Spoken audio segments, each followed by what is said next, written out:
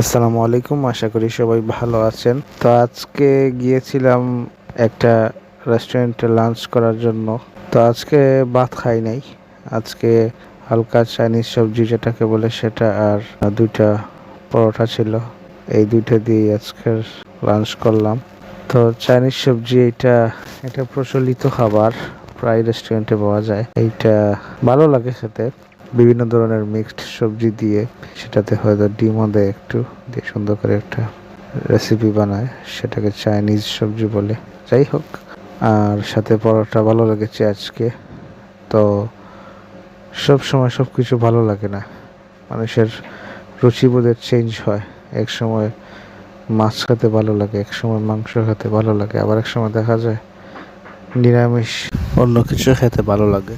তো সব মিলিয়ে মানুষের জীবন পরিবর্তনশীল, রুচি পরিবর্তনশীল, সব কিছুই। তো যাই হোক, আজকে সুন্দর একটা খাবার খেলাম।